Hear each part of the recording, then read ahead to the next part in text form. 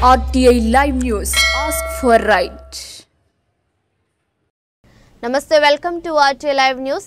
కొడంగల్ నియోజకవర్గ కేంద్రంలో రజకుల సంక్షేమం కోసం 2 ఎకరాల భూమి కేటాయించి అధునాతన dhobi ghat, mini function hall, Sant Gadge Baba ఆత్మగౌరవ భవనం ఏర్పాటు చేయాలని జిల్లా అధ్యక్షులు సిహెచ్ రవీందర్ ముఖ్యమంత్రి యనుమల రేవంత్ రెడ్డి గారిని కోరారు.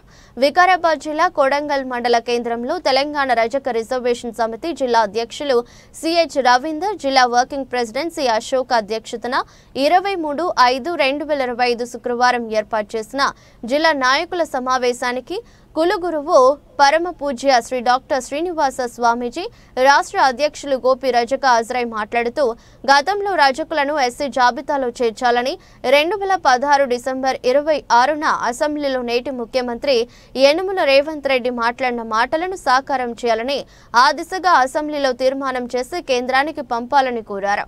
దేశంలో 18 రాష్ట్రాలలో ఎస్సీలుగా కొనసాగుతూ ఆర్థిక, రాజకీయ, సామాజికంగా అభివృద్ధి పదంలో ఉన్నారని, కానీ మిగతా 11 రాష్ట్రాల్లోని రజకులు ఓబీసీలుగా ఉండుటచే అన్ని రంగాల్లో వెనుకబడ్డారని ఆవేదన వ్యక్తం చేశారు.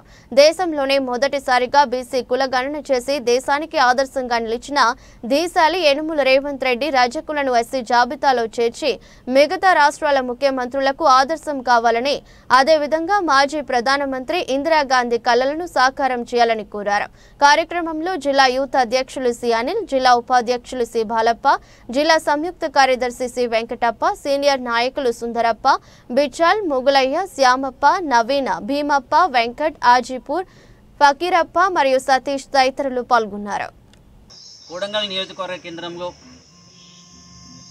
ఏర్పాటు చేసినటువంటి ముఖ్య నాయకుల సమావేశానికి ముఖ్య అతిథిగా శ్రీ శ్రీ శ్రీ బాగప్ప స్వామీజీ పీఠాధిపతి, శ్రీ శ్రీ పరమ పూజ్య డాక్టర్ శ్రీనివాస స్వామీజీ హాజరు కావడం జరిగింది.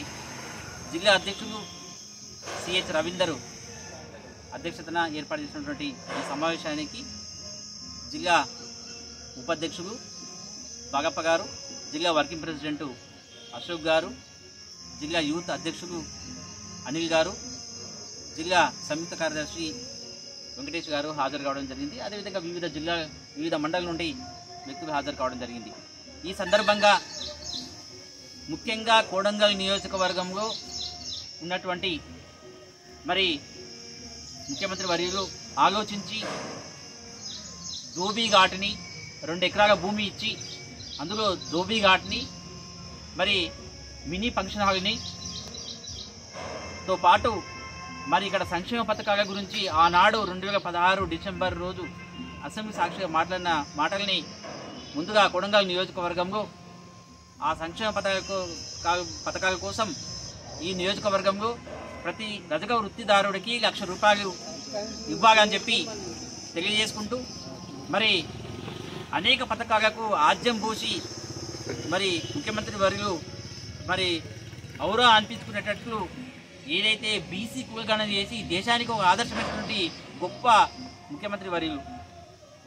తర్వాత బీజేపీ ప్రభుత్వం, కేంద్ర ప్రభుత్వం ఆలోచించి మేము దేశవ్యాప్తంగా చేస్తామని చెప్పడం జరిగింది. కాబట్టి మన ముఖ్యమంత్రి వారు ఈ దేశానికి ఒక ఆదర్శవంతమైనటువంటి గొప్ప నాయకులు. మరి వారు ఆనాడు 2016లో డిసెంబర్ 26 తారీఖున రజకుని ఎస్సీ జాబితాలో చేర్చాలి అని చెప్పి ఆనాడు ఉన్నటువంటి స్పీకర్ మధుసూదన్ గారి సమక్షంలో చెప్పడం జరిగింది. రేవంత్ రెడ్డి అప్పుడు మరి కేసీఆర్ ముఖ్యమంత్రి గారు మరి ఉన్నప్పుడు వారు ఇప్పుడు నేడు యనుమల రేవంత్ రెడ్డి గారే ముఖ్యమంత్రిగా ఉన్నారు. కాబట్టి రజకుని ఎస్సీ జాబితాగా చేర్చే అంశాన్ని అసెంబ్లీలో తీర్మానం చేసి కేంద్రానికి పంపించాలని సందర్భంగా తెలియజేసుకుంటున్నాం. అంతేకాకుండా మరి ఏదైతే అసెంబ్లీ తీర్మానం చేసి కేంద్రానికి పంపిస్తే బీజేపీ ప్రభుత్వంతో మేము మెప్పించేటటువంటి మేము ఒప్పిస్తాం వారిని. వారు కూడా 2018 మేనిఫెస్టోలో రజకుని ఎస్సీ జాబితాగా చేరుస్తాం మా ప్రభుత్వం వస్తుందని చెప్పడం జరిగింది. కాబట్టి ఆ విషయాన్ని వారు కూడా తెలుసు. ఈ దేశంలో 11 రాష్ట్రాల్లో ముఖ్యంగా తెలంగాణ రాష్ట్రంలో చాలా వివక్షత గురవుతుంది. రజకుని కుల బహిష్కరణ కూడా జరుగుతున్నాయి. అక్కడక్కడ స్త్రీల పైన హత్యలు, అత్యాచారాలు కూడా జరుగుతున్నాయి. కాబట్టి వీటన్నిటికీ మరి ఏకైక మార్గం ఎస్సీ రిజర్వేషన్. కాబట్టి దీని అంశాన్ని పరిశీలించి మరి ముఖ్యమంత్రి వర్యులు మరి చేస్తారనే ప్రగాఢ విశ్వాసం ఉంది. వారు సబ్బండ వర్గాల గురించి, బహుజనుల గురించి బాగా తెలిసిన వారు కాబట్టి తప్పకుండా రజకుల గురించి, ప్రత్యేకంగా రజకుల గురించి బాగా తెలిసిన వారు కాబట్టి వారు తప్పకుండా ఎస్సీ రిజర్వేషన్ ఆనాడు మాట్లాడిన మాటల్ని సాకారం చేసుకుంటారని మాకు ప్రగాఢ విశ్వాసం ఉంది ముఖ్యమంత్రి రేవంత్ రెడ్డి వర్యుల పైన. రజకులకు సంక్షేమ పథకాలు అందట్లేదు. సంక్షేమ పథకాలు చాలా వెనుకబడి ఉన్నారు కాబట్టి ఎడ్యుకేషన్ పరంగా ఆర్థికంగా వాళ్లకు భూములు సక్రమంగా లేవు, ఇండ్లు సక్రమంగా లేవు, చదువు సక్రమంగా లేవు.